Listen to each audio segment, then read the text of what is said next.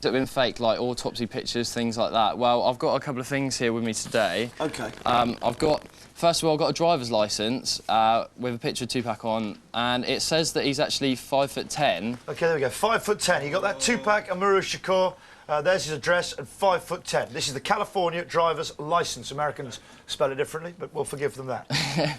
And on the coroner's report, it says that he's 72 inches, which is 2 inches taller than he should have been. And this was only a few months after he actually got his driver's licence. So, you know, a few months later. Yeah. I mean, no one ever lies they're shorter, do they? No, exactly. People tend to lie the other way. Yeah, exactly. I mean, it's stupid, really. And the coroner's not going to say, oh, let's make him a bit taller. Yeah. I mean, why would they do something like that? Why would they do something? The major thing, Johnny, was the weight on the driver's licence. It said 168 pounds. Yeah. But if you look on the coroner's report, it says 225 pounds. Which is, no, that's big weight. That's 5 pounds heavier than Superman. Yeah, that is, isn't it? Kryptonite. Wow.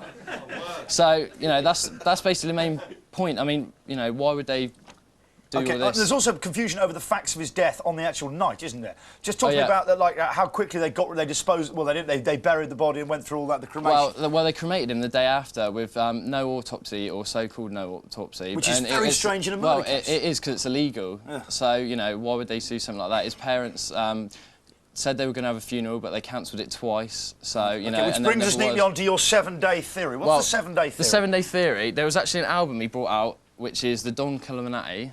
Yeah. Machiavelli. Which he changed his name to. He changed his name to Machiavelli, and it was after a guy called Niccolo Machiavelli. He was a guy who was an Italian political speaker. He wrote The Prince, where we get the expression Old Nick. Exactly.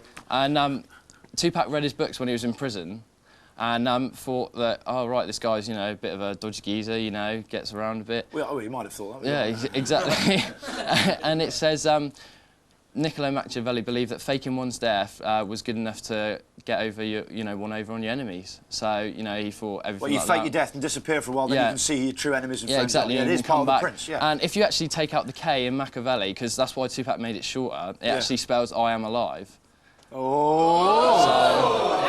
So you know, it's pretty weird. But the 7-day theory thing, he was shot on September the 7th. Yeah, he's in hospital for 7 days before he died. Until September the 13th. It was actually 7 months after he brought out his album All Eyes on Me, which was his biggest selling album. Right. And I want to know is, you know, is he going to come back in 7 years straight after it? Right. Also, his time of death was 4:03. 4 and 3 add up to 7. But that's a little bit trivial. But there is a great thing I know we've got with something you have about the theory about the sneakers he's wearing. Yeah, there is a big thing about the sneakers. In one of his videos, it was brought out about 4 or 5 months after he was killed, you know, and they should have brought it out, you know, straight away. You know, anything he touched would have turned to gold dust. Yeah. But one of the cameramen is actually wearing a pair of trainers that wasn't actually out before he died. They came out afterwards. Whoa. So let's have a look at this. I think we've got the footage. And just talk us through this, please, Ill Will. Well, you can check it out. I mean, obviously, the start of the video and everything. OK, here's the start of the video. That's just a guy rocking. That's Tupac, that is. That's Tupac. Are those the sneakers there?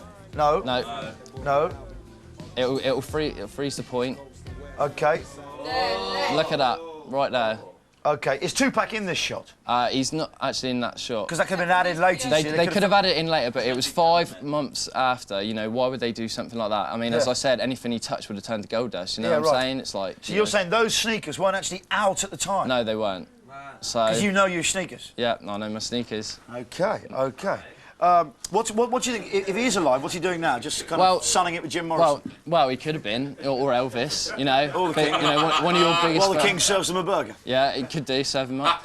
But no, I think that his auntie, Assata Shakur, was a member of the Black Panther Party back in the 60s, and she went on the run to Cuba, and I think he's gone there, and he's, you know, living out there with her. Hold up in Cuba. And he's going to come back, I think, in the year 2003, 7 years after.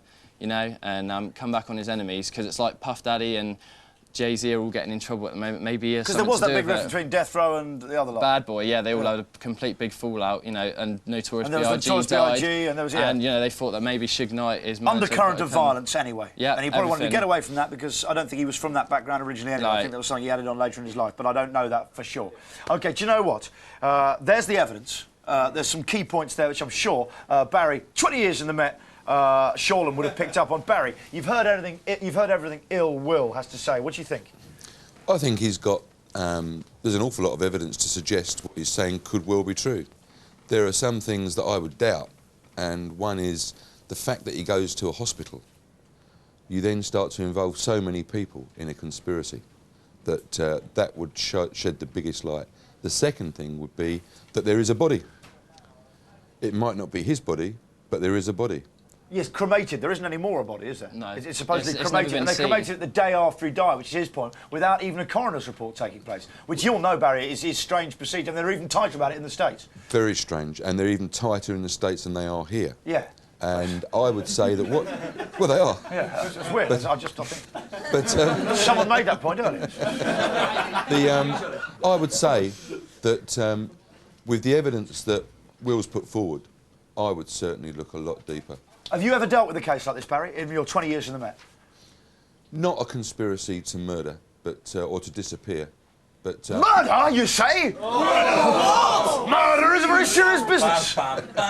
OK, Barry, thank you very much indeed. No one suggested murder, Barry. You've brought something new in. Perhaps Ill Will can chew on that. Barry thinks it's murder. Murder? Man shot in car. Conclusion? Murder. Do you know what? Ill Will, thank you very much for coming down here. I thoroughly enjoyed that. I tell you, you can tell me in the break as well. He had this, if you really know, he had this tattooed on his stomach. Yeah. Thug life. Yeah. Does it include any expletive naughty words? Yeah. The F does, doesn't it? Yeah. I'll tell me what it stands for during the break. That's exactly what we're going to take now.